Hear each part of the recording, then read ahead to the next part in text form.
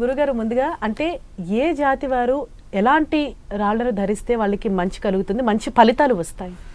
చాలా మంచి విషయము. ఏ రాశి వాళ్ళు అయితే మీరు అడిగినట్టుగా నవరత్నాలు, వీటిని నవరత్నాలు, జాతిరత్నాలు, ఇవి ప్రకృతి మనకి ఇచ్చినటువంటి నేచురల్. మనకు ఈ సృష్టిలో అత్యంత విలువైనది ఏదైనా ఉంది అంటే మనకు ఆది నుంచి అనాదిగా సనాతనంగా మనం వాడుతున్నది రాళ్ళని. అయితే ఇప్పుడు మనము డబ్బుని మనం పేపర్ రూపంలో ఎలా ఫ్రంట్ చేసుకున్నామో అలా ఫ్రంట్ కాదు, అది ప్రకృతి అనేది మనకు వచ్చినటువంటి ఒక ఆస్తి. ఆ ఆస్తిలో ప్రధానమైనటువంటి సంపద ఏదన్నా ఉంది అంటే ఈ యొక్క జాతిరత్నాలే. మొట్టమొదటి సంపద ఇది. అంటే ఆదిగా అంటే ఈ భూమి, ఈ విశ్వం ప్రారంభమైనప్పటి నుంచి ఉన్నటువంటి న్యాచురల్ రాయి, దాన్ని జెమ్ స్టోన్స్ అంటారు, జాతిరత్నం అంటారు. ఇప్పుడు మరి ఏంటంటే రంగురాళ్ళు అని కూడా అంటుంటారు. రంగురాళ్ళు కాదు వాస్తవంగా, జాతిరత్నాలు. వాటిలో నవరత్నాలు. ఈ నవరత్నాలలో ప్రకృతి మనకి ఇచ్చినటువంటి సంపద అని చెప్పాను కదా, వజ్రం, అలాగే కెంపు, అలాగే ముత్యం. ముత్యం అంటే సముద్రంలో నుంచి ఉత్పన్నమై వచ్చేటువంటిది. గంగాదేవి మనకి ఇచ్చినటువంటి ఆస్తి, సంపద. ముత్యం అంటే ఒక నీటి బుడగతో తయారైనటువంటి, ప్రకృతి ద్వారా తయారైనటువంటి స్టోన్, దాన్ని ముత్యము అంటారు, మంచి ముత్యము. అదే అలాగే ఎదురు బొంగుల్లో కూడా నీళ్లు పోయి నిలబడి రాయిగా మారుతుంది. దాన్ని ఎదురు బొంగులు వచ్చేటువంటి ముత్యము గోధుమ ముత్యము. గోధుమ ముత్యం. ఇందులోని మళ్ళీ నలుపు ముత్యం కూడా పుడుతుంది. మంచి ముత్యము, స్వాతి ముత్యము, ఇలా ఒక్కొక్క రకరకాలైనటువంటి, కానీ నీటితో తయారయ్యేటువంటి, ప్రకృతితో పవిత్రమైనటువంటిది, అత్యంత పవిత్రమైనటువంటిది. నీటిని మనం ప్రతిదానికి ఉపయోగించుకుంటాం, స్నానానికి కానీ, అలాగే మన పళ్ళు తోముకోవడానికి కానీ. తీసుకుందాం. మనం కంటిన్యూ చేద్దాం గురువు గారు. ప్రస్తుతం కాలర్ రెడీగా ఉన్నారు, ఏలూరు నుంచి మణికంఠ గారు. మణికంఠ గారు, హలో, నమస్కారం మేడం. నమస్తే అండి. మీ డేట్ ఆఫ్ ఇయర్ అలాగే పుట్టిన మంత్ డేట్ చెప్పండి. 14 జనవరి 2003 మేడం. ఓకే.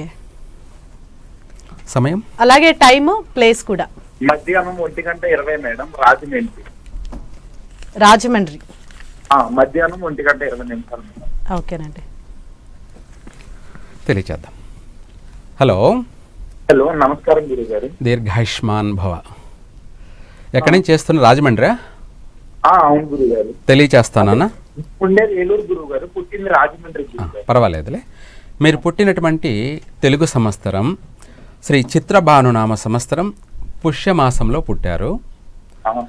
అలాగే ఆ రోజు వచ్చేసి ఏకాదశి, అంటే వైకుంఠ ఏకాదశి, ముక్కోటి ఏకాదశి రోజు పుట్టారు.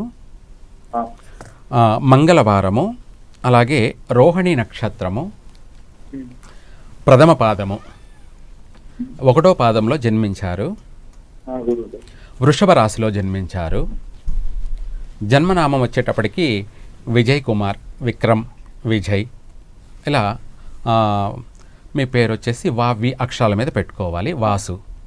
వరమణికంఠ గురువు గారు పూర్తి పేరు. ఏం పేరు? వరమణికంఠ. వరమణికంఠ, చాలా మంచి పేరు. తర్వాత వర అంటే దైవానుగ్రహం, అంటే ఏదైనా రావడం, ప్రసాదించడం అని. మణి అంటే తెలిసిందే, రత్నం. మణి అంటే రత్నం. ఈరోజు కూడా రత్నం గురించే మాట్లాడుకుంటున్నాం. అంతేకాకుండా ముత్యం గురించి మాట్లాడుకుంటున్నాం. నీ జాతక ప్రకారంగా ముత్యమేనమాట, రోహిణి నక్షత్ర జాతకులు కాబట్టి. అలాగే మీరు పుట్టినటువంటి నక్షత్ర ప్రకారంగా, మీరు పుట్టినటువంటి సమయం ప్రకారంగా చూసుకుంటే మేషలగ్నంలో పుట్టారు. మధ్యాహ్నం 1:20 కన్నారు కాబట్టి మేషలగ్నము, రోహిణి నక్షత్రము, అలాగే వృషభ రాశి. ఆ రోజు మంగళవారము, వైకుంఠ ఏకాదశి. తర్వాత మీరు పుట్టినటువంటి సమయాన్ని బట్టి చూసుకుంటే మీ జాతక రీత్యా వివాహ విషయంలోనూ, విద్యా ఉద్యోగ విషయాలలోనూ మూడింట్లోనూ ఆటంకాలు ఉన్నాయి. కానీ మల్టీ టాలెంటెడ్, అన్నిట్లో మంచి తెలివితేటలు కలిగినటువంటి వాళ్ళే. కాకపోతే గ్రహస్థితులు కొంత పుట్టినటువంటి సమయాన్ని బట్టి ఆటంకాలు కలగచేస్తున్నారు. సరే, మొండిగా ప్రతిదాన్ని సాధించేటువంటి లక్షణాలు ఉన్నాయి కాబట్టి పట్టుదలతో ఏదైనా సరే మీరు ప్రతిదాన్ని అధిగమిస్తారు. అయితే ఉద్యోగ విషయంలో కానీ కాస్త వివాహ విషయంలో కానీ పరిహారం చేసుకొని అవైనా మీరు ఏదైనా ప్రయత్నం చేయండి. చక్కగా అదే గురువు గారు, ఎన్ని జాబ్స్ పెట్టినా సరే ఒక్క అప్లికేషన్ కూడా రావట్లేదు గురువు గారు. వచ్చిందేమో పిలవట్లేదు, వాళ్ళు లేట్ అయిపోతున్నాయి, వెనక్కి వెళ్ళిపోతున్నాయి. సరే, మంచి మాట అడిగారు. అయితే ఇందాక చెప్పాను కదా, ముత్యం గురించి చెప్తూ ఉన్నాను కదా. ముఖ్యం ఉంది గురువు గారు, ఆల్రెడీ కాదు, మామూలుగా ముత్యం మీరు ఉంగరం చేతికి పెట్టారు కదా, ఏ వేలికి పెట్టారు? ఇది చిటికెన్ వేలు గురువు గారు. చిటికిన వేలికి పెట్టమని ఎవరు చెప్పారు? అంటే ఇంతకు ముందు వేరే అతను ఇక్కడ ఇంటి దగ్గర చూపిస్తే వాళ్ళు చెప్పారు గురువు గారు పెట్టమని. ఆయన జ్యోతిష్యుడా? జ్యోతిష్యులే గురువు గారు. మరి చిటికిన వేలు పెట్టమని చెప్పారే, చూపుడు వేలుకు పెట్టాలి.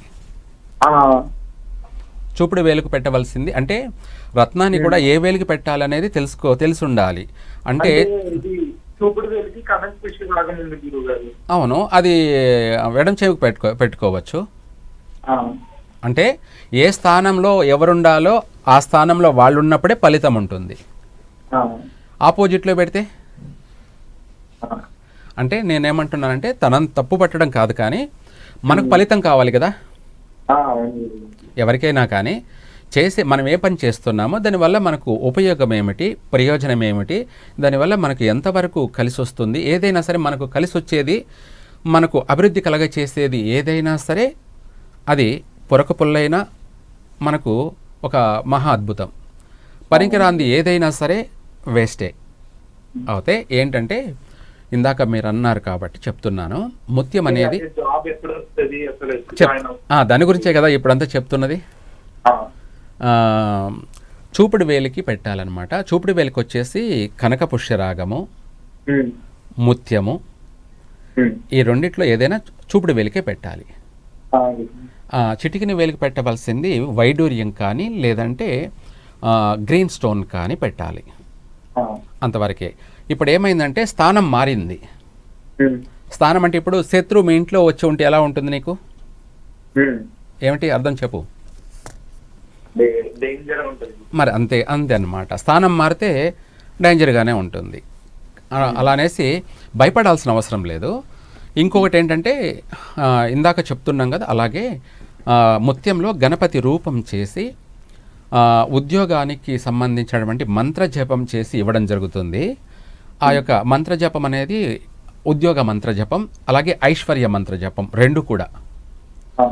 అంటే ఒక ఉద్యోగం అంటే సరిపోదు, ముఖ్యంగా మనకు కావాల్సింది ప్రతి మనిషికి ఆర్థిక పరమైనటువంటి విషయాలలో బాగుండడానికి, అభివృద్ధి చెందడానికి ఇంపార్టెంట్ అది కావాలి. అంటే మనం చేసే ఉద్యోగం ద్వారా కూడా మనకు మంచి శాలరీ కూడా రావాలి.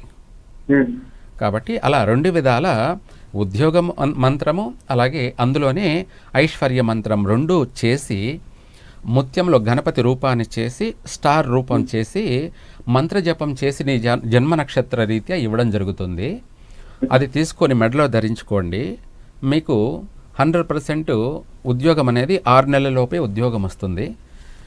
కాబట్టి అలాంటిది చూసి ప్రయత్నం చేసి తీసుకోండి. ఎందుకంటే మళ్ళీ అది లాకెట్ మాత్రమే మెడలో ధరించాలి, చేతికి పెట్టకూడదు. ఎందుకంటే మంత్రజపం చేయడం వల్ల అది కూడా మూల మంత్రజపం అంటే గాయత్రి మంత్రజపం చేసి ఇవ్వడం జరుగుతుంది కాబట్టి దానికి జీవం ఏర్పడుతుంది. ఈ ముత్యం అనేది నీటి ద్వారా పుట్టినటువంటి ప్రకృతి పవిత్రమైనటువంటి ఒక నీళ్ల ద్వారా తయారైనటువంటి ముత్యం అన్నమాట అది.